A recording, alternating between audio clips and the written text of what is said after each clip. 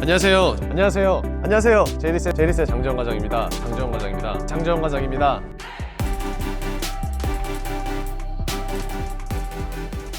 안녕하세요. 제이리스의 장재원 팀장입니다. 자, 오늘 제가 여러분들한테 리뷰할 차량 바로 제 우측에 있는 모델인데요. 벤츠의 EQE 350 플러스라는 모델이 되겠습니다. 본격적인 리뷰를 하기 전에 먼저 차량부터 보고 오실게요. 가시죠.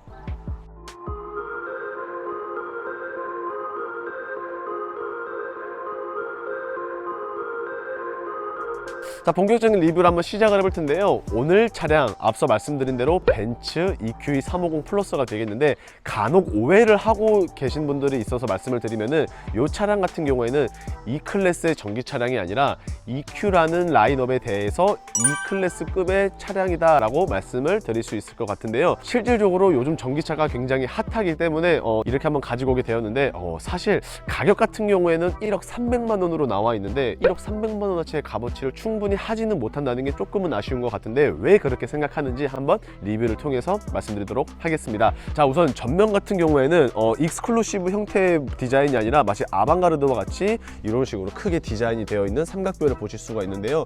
기본적으로 AMG 라인의 바디킷은 들어간 것이 아니기 때문에 약간의 크롬도 어느 정도 쓰여 있다는 것을 보실 수가 있을 것 같습니다. 자, 그리고 실질적으로 벤츠 삼각뼈 이 뒤쪽에는 뭐 차간거리 센서라든지 아니면 뭐 주차 센서라든지 그리고 전방 카메라 렌즈와 같이 굉장히 수많은 기능들이 담겨져 있는데요. 사실상 눈이 만약에 많이 왔을 때 이 센서를 가리게 된다면은 무용지물이기 때문에 이러한 것을 사전에 미리 방지하고자 이 삼각별 안쪽에는 열선이 깔려 있다고 합니다. 그래서 겨울철에 조금이라도 도움이 된다라고 말씀을 드릴 수 있고요. 기본적으로 이제 블랙 하이글로시가 굉장히 많이 쓰여 있습니다.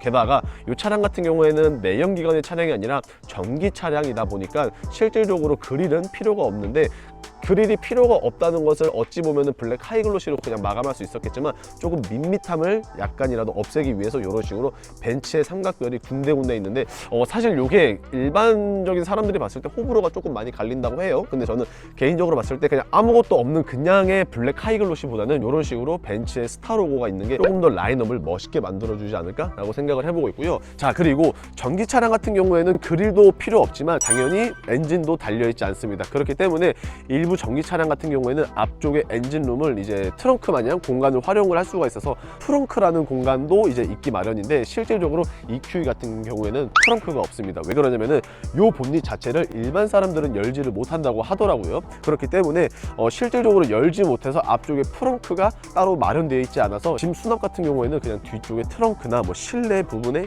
있다고만 생각을 해보시면 될 것 같고요. 아무래도 본닛을 열지는 못하기 때문에 워셔액과 같은 충전부는 운전석 옆 휀다 쪽에 있습니다. 그래서 휀다 쪽을 가볍게 눌러주시면은 이런 식으로 워셔액을 충전할 수 있는 공간 따로 마련이 되어 있다는 거 참고 부탁드리겠고요. 자, 그리고 라이트 같은 경우에는 디지털 라이트가 들어가 있습니다. 그리고 확실히 이제 벤츠도 그렇고 다른 브랜드들도 그렇지만 패밀리룩을 많이 소화를 하고 있기 때문에 얼핏 봐서는 E클래스의 약간 그런 느낌도 보여주고 있는 EQE가 되겠는데요. 그렇다면 과연 측면 어떤지 한번 바로 넘어가 보실게요. 자, 측면으로 넘어오게 되었는데요. 일단 EQE 차종 같은 경우에는 E클래스보다 훨씬 더 큰 크기를 가지고 있습니다. 전장 길이만 따지고 보더라도 4,965mm를 자랑을 하고 있고요. 그리고 내연기관이 아니라 EV 차량이다 보니까 확실히 휠베이스만큼은 3,120mm로 거의 대형 세단의 사이즈를 자랑을 해주고 있습니다. 일단은 휠 같은 경우에는 전기 차량임에도 불구하고 20인치라는 굉장히 놀라운 크기를 보여주고 있고요. 그리고 휠을 자세히 보시게 되면은 확실히 전기 차량이라서 그런지는 모르겠지만 중간중간에 파란색의 줄을 그어져 있어서 조금이라도 더 전기 차량이다라는 것을 과시를 해주고 있습니다. 그리고 휀다 쪽에는 뭐 별도로 들어가 있는 건 없지만 요 A필러 부분 같은 경우에는 EQE라는 레터링을 넣으면서 한 번 더 내 차량이 어떤 차량인지를 보여주고 있습니다. 자, 그리고 조금 아쉬운 게 있다면은 많은 사람들이 이제 입을 모아서 단점으로 뽑았던 부분 중에 하나가 바로 요 A필러 부분이 되겠는데요. 일반적인 세단에 비해서 확실히 뭐랄까요, 조금 낮게, 루프렉이 낮게 깔려있기 때문에 실내에서 탔을 때에는 개방감이 너무나도 떨어지기 때문에 운전하는 데 있어서 시인성을 오히려 떨어뜨린다 라고 말씀을 해주고 있는 것 같습니다. 자, 그리고 이 차량 같은 경우에는 1억 300만 원이라고 했습니다. 굉장히 고가의 차량을 자랑을 하고 있는데, 그래서 그런지는 모르겠지만 확실히 이런 식으로 1열 같은 경우에는 이중 접합 유리를 가지고 있습니다. 하지만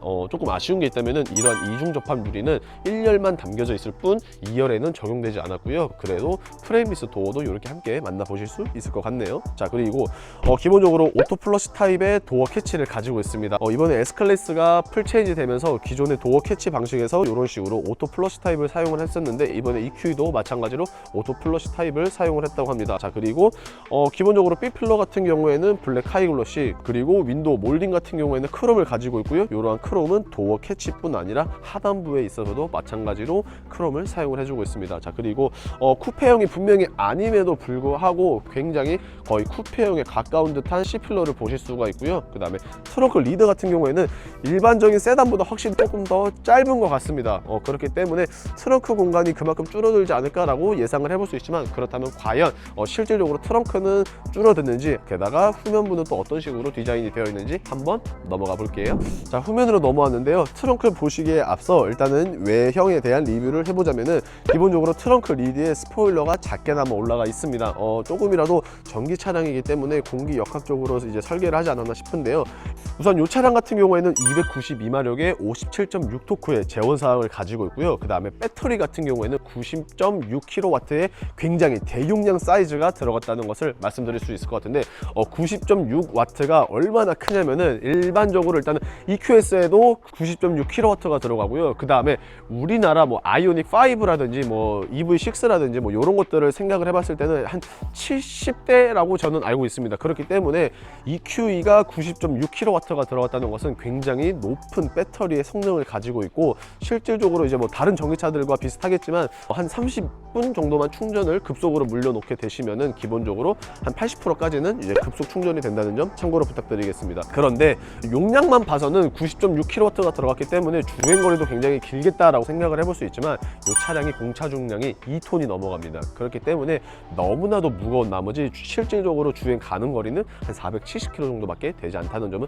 조금 아쉽지 않나 라고 생각이 되고요. 확실히 그래도 뒤쪽 같은 경우에는 미래지향적인 모습을 잘 가지고 있습니다. 전기차가 아무래도 친환경적인 요소도 있긴 하겠지만 뭔가 좀 미래에서 온 듯한 그런 디자인을 보여주고 있고요. EQE 350 플러스라는 레터링 가지고 있고, 1억 300만 원임에도 불구하고 4륜 구동이 아니라 후륜 구동으로 되어 있어서 포매틱이라는 레터링은 별도로 보이지가 않습니다. 자, 그리고 일반적으로 이제 내연기관 차량이 아니다 보니까 배기 팁 같은 경우에는 굳이 필요가 없습니다. 하지만 그냥 이런 부분들을 밋밋하게 넘어가지 않고 하단부에 크롬으로 조금 마무리를 해줘가지고 나름의 럭셔리한 그런 느낌을 자아내지 않나 라고 생각을 해보고, 트렁크 공간 같은 경우에는 제가 아까 말씀드린 것처럼 사실 전기차라서 제가 기대를 굉장히 많이 한 것도 사실이긴 하지만, 객관적으로 봤을 때 이 정도 용량이면은 너무나도 작지 않나 라는 아쉬움이 분명히 있는 것 같아요. 게다가 히든 스테이지 공간 또한 지금은 짐이 좀 실려 있어서 잘 안 보이지만 전기차임에도 불구하고 예상했던 것보다는 그렇게 넓지 않다는 것이 안타까운 벤츠 EQE 350 플러스 모델인 것 같고요.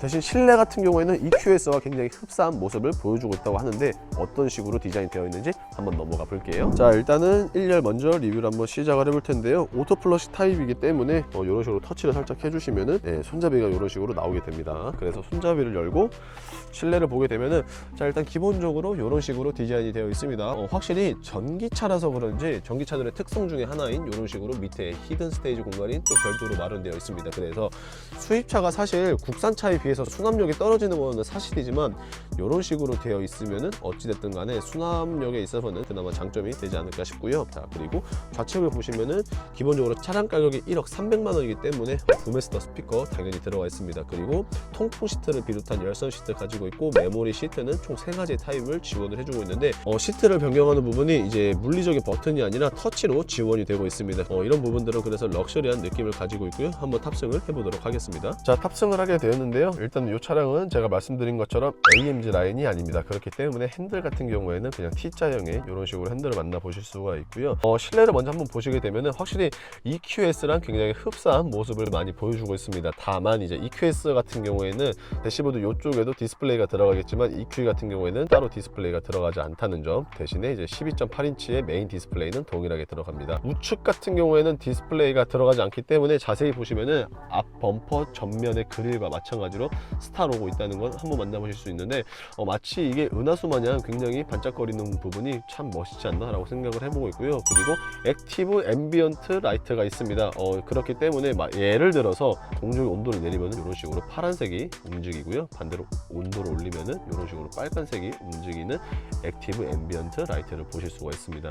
자, 그리고 메인 같은 경우에는 확실히 이 디스플레이라고 생각이 되고 있는데요. S클래스에서 처음으로 돋보였던 이 디스플레이 사실상 굉장히 큰 사이즈이기 때문에 사람들의 호불호가 좀 많이들 갈리고는 있었지만 이제는 어느 정도 익숙해져서 그런지 이제 나름 어느 정도 인지도가 있는 것 같은데 확실히 모든 기능들을 이 디스플레이 안에다가 접목을 시켜놨기 때문에 확실히 편하지 않나? 라고 생각이 되면서도 동시에 깔끔한 이미지를 주고 있습니다. 뭐 차량의 설정이라든지 컴포트, 뭐 전화, 뭐 그 외 기타 등등 뭐 이런 식으로 전부 다 터치를 지원을 해주고 있고요.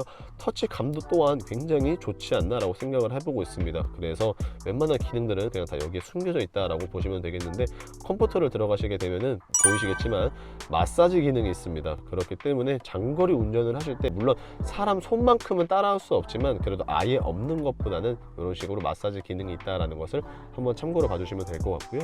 그 다음에 하단부 같은 경우에는 이런 식으로 지금 보시는 것처럼 컵홀더가 있는데 컵홀더를 사실 뭐 쓰는 경우도 있지만 쓸 때보다는 안 쓰는 경우가 훨씬 더 많죠. 그래서 안 쓰실 때에는 이런 식으로 컵홀더를 집어 넣어 놓을 수가 있습니다. 그래서 컵홀더 많이 쓰신다면은 이 바닥을 이렇게 꾹 눌러주시면 컵홀더가 튀어나오는데 이게 어찌 보면 참 깔끔한 것 같은데 또 안타까운 점이 하나 있다면은 자, 무선 충전 패드 기능이 들어가 있습니다. 무선 충전 패드 기능 같은 경우에는 이런 식으로 안쪽에 수납을 하시면 될 것 같은데 지금처럼 만약에 컵홀더가 들어가 있으면은 수납을 하기가 참 편하지만 반대로 컵홀더가 만약에 튀어나와 있는 상태라면은 이런 식으로 좀 빼기가 쉽지가 않네요. 힘들어요. 그래서 이런 부분들은 조금 벤츠가 조금 더 신경을 써줬었으면 좋지 않았을까라는 약간의 아쉬움이 분명히 남아있는 것 같습니다. 자, 그래서 전체적인 디자인을 한번 보시게 되면은 우측부터 시작을 해서 이런 식으로 좀 되어 있는데 깔끔하면서 그냥 벤츠스럽게 잘 만들어놨다라고 생각을 해보고 있고요. 측면에서도 말씀드린 것처럼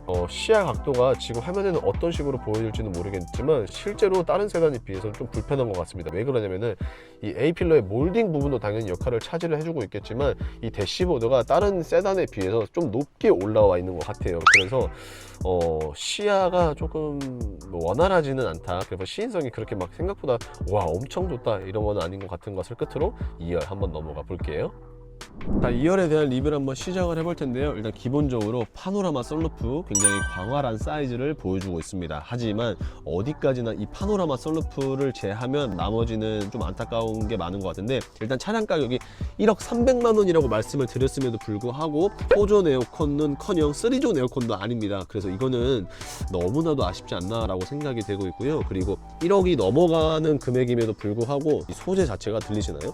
이렇게 플라스틱으로 마감이 되어 있다는 게 가격 대비 가성비는 정말 떨어지지 않나 라고 생각을 해보고 있습니다. 자, 그리고 몇몇 사람들께서 이렇게 말씀을 해주셨었는데 요 2열의 각도가 상당히 올라와 있습니다. 이런 식으로 앞부분이 좀 올라와 있어 가지고 실제적으로 탑승을 했었을 때 불편함을 호소하시는 분들이 상당히 많다고 하네요. 그래서 이거는 좀 주관적인 의견 차이가 있겠지만 저도 궁금해서 앉아봤는데 사실 좀 불편했습니다. 저도 개인적으로. 물론 뭐 이제 헤드룸이나 레그룸 같은 경우에는 공간이 넓게 받쳐주고 있지만 시트 포지션의 각도 자체가 그렇게 원활하게 편하지는 않다는 점을 끝으로 오늘 최종 리뷰 한번 맞춰볼게요. 자, 지금까지 벤츠 EQE 350 플러스라는 모델에 대해서 알아봤습니다. 일단은 말씀드린 것처럼 1억 300만 원어치의 값어치는 분명히 못 해주고 있는 것은 사실인데 그래도 지금 프로모션 같은 경우에는 굉장히 많이 들어가고 있습니다. 게다가 22년식과 23년식이 공존하고 있는 덕분에 할인이 좋은 것은 22년식이 조금 더 좋다라고 안내를 드릴 수 있을 것 같은데 기본적으로 뭐 1000만 원 이상은 당연히 해주고 있습니다. 사실 벤츠가 프로모션이 없기로 굉장히 유명한 브랜드 중에 하나지만 요즘 정신 차리지 않았나? 라고 생각이 될 정도로 조건 자체가 너무나도 좋습니다. 프로모션이 많다는 것은 다시 말해 재고 또한 굉장히 넉넉하게 있다라고 말씀을 드릴 수가 있는데요. 확실히 요즘 추세는 전기차 결코 빼놓을 수 없다라고 생각을 하는데 관심 있으신 분은 여러분들 보시는 화면 우측 상단에 있는 장 팀장의 연락처로 연락 주시면 되겠고요. 자세한 견적이나 이런 기타적인 부분들에 대해서도 언제든지 답변 드리고 있으니 연락 많이 주시면 감사하겠습니다. 끝으로 오늘의 영상 조금이라도 마음에 드셨거나 도움이 되셨다라고 하시면은 구독과 좋아요 그리고 알림 설정 부탁드리면서 오늘 인사드리도록 하겠습니다. 감사합니다.